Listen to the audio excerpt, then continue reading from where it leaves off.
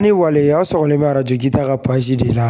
Funteni min bɔra ɲina a ye maa caman dabali ban. Samiya fɛnɛ bɛ nali. A bɛ ja wa walima a tɛ ja? An wulila an sera Mali météo mɔgɔw ma k'u ɲininkali caman tɛngu la. U ye mun sɔrɔ k'aw fɔ a ye hali ni ne an ka jango la. An ka ɲininkali sera o ma. Ni k'aw ɲininka sanjiko ani futeniko la jamana kɔnɔna la. Wa a ka d'an ye k'i tɔgɔ ni jamu fɔ an ɲɛna. Ok, bani sɔgɔma, ne tɔgɔ Ismaïla Kumare, ne bɛ baara kɛ Mali météo soba la. N ye chef de service n'o ye observation et prévisions météorologiques. N'o ye wagati kunnafoni tɔgɔ ye n'o chef de service Mali météo kɔnɔ. An y'a jateminɛ Bamako a n'a dafɛ yɔrɔ caman na funteni fanga kun ka bon. Bon an bɛ k'a ye sisan nɔ sanji kelen-kelenninw bɛ ka na funteni fanga bɛ ka dɔgɔya. Lahala jumɛn de b'aw bolo o ko ninnu na walama changement de temps de don wa? Effectivement, i y'a fɔ cogo min na wagati dɔ kɛra la funteni fanga bonyana Bamakɔ ani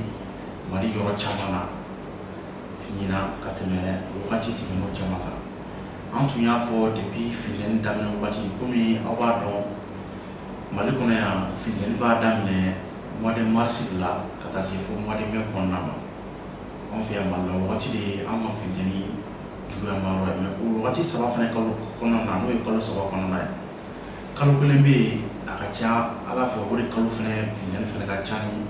wagati tɔw fana funteni n'o ye mois d'avril ye. Donc a yɛrɛ y'a ye ɲina mois d'avril kɔnɔna la a funteni a gɛlɛyala f'a kɛra sababu ye sunkalo yɛrɛ ban wagati ye mɔgɔ caman sɛgɛn parce que funteni fanga tun ka bon a wagati kɔnɔna na. Donc avril kalo sara an y'an sɛnsɛn an bɛ mois de mai kalo kɔnɔna na hali n'a ka dan komi i y'a fɔ cogo min na funteni bɛɛ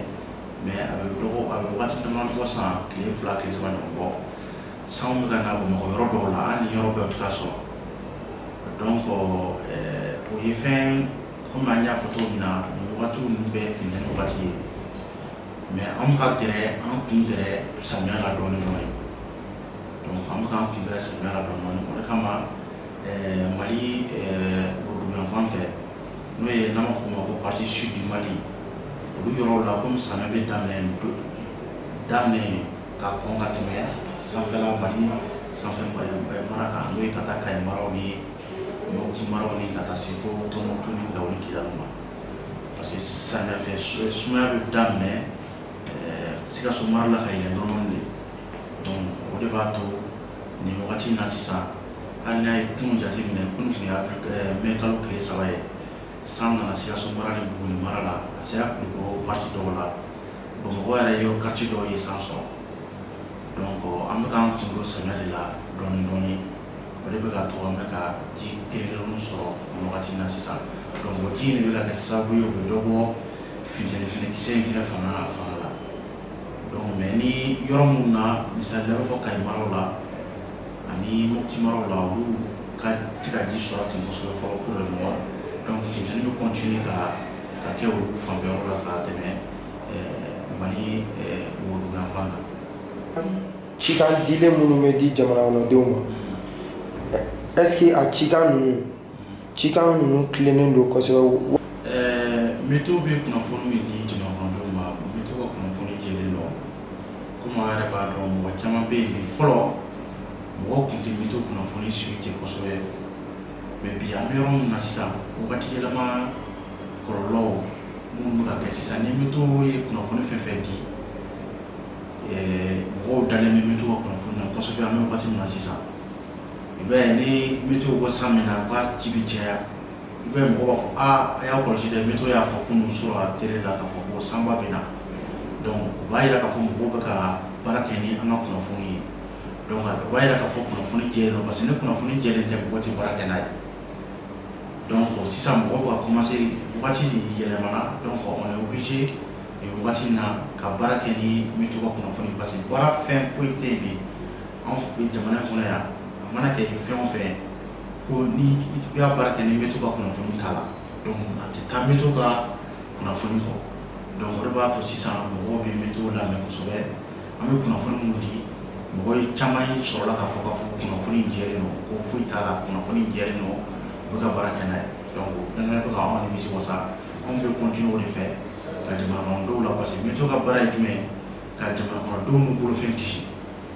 parce que an ka kunnafoni o de bɛ kɛ sababu ye ka jamana kɔnɔdenw an'u bolofɛn k'u kisi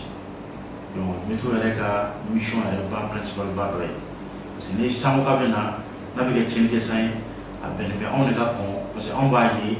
k'a kɔn jamana kɔnɔdenw ye an b'a ye an bɛ kɔn ka mɔgɔw population informer k'a fɔ a k'u kɔlɔsi nin wagati nataw in na san dɔ bɛ nalen a bɛ kɛ sababu k'a kɛ tiɲɛni kɛ san ye donc mɔgɔw ka disposition ta ni funtɛni fana bɛ bɔ i b'a fɔ ɲinan an y'a fɔ depuis funtɛni ma daminɛ k'a fɔ ko ɲinan funtɛni bɛna bonya ka tɛmɛ san 30 tɛmɛnen funtɛni kan donc an y'a ye fɛnɛ mɔgɔw y'a ye mɔgɔw kulela fɛnɛ mɔgɔw y'a ye k'a fɔ tiɲɛ yɛrɛ la ɲinan ta in a juguyara ka tɛmɛ salon ta kan an dun y'a fɔ depuis an ma daminɛ k'a fɔ ko mɔgɔw k'u kɔlɔsi ko ɲinan funtɛni in a fanga bɛna bonya ka tɛmɛ san 30 tɛmɛnen kan donc o b'a yira k'a fɔ ko hali bi mɔgɔw bɛ ka an ka kunnafoniw lamɛn n'i y'a ye aw bɛ bɔ aw ka baaraw la ka na anw fɛ yan ça veut dire que mɔgɔ minnu fana b'aw lamɛn olu fana bɛ ka kunnafoni ninnu lamɛn donc o de b'a to aw fana bɛ na ka na météo kunnafoni ta k'a lase aw ka auditeurs ma minnu fana bɛ kunnafoni lamɛn aw fɛ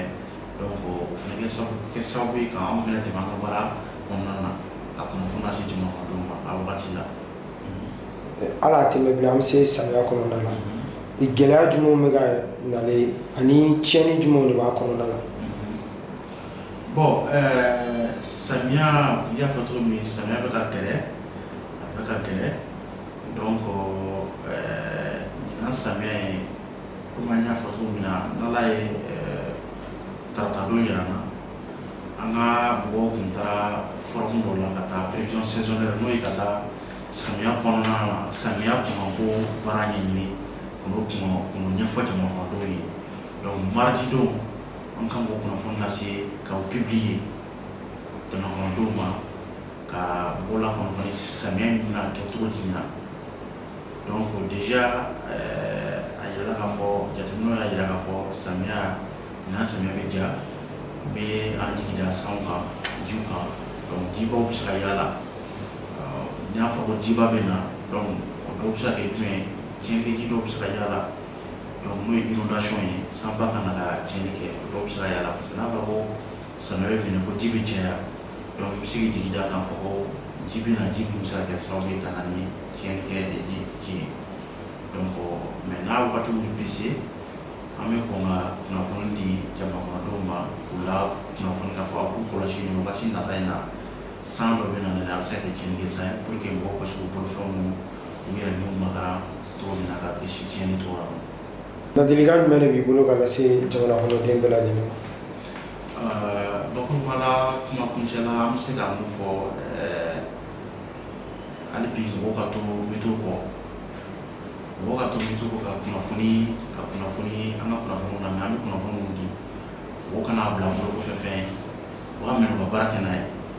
ça bɛ kɛ sababu ye ka niw kisi k'i bolofɛnw fana kisi tiɲɛni ma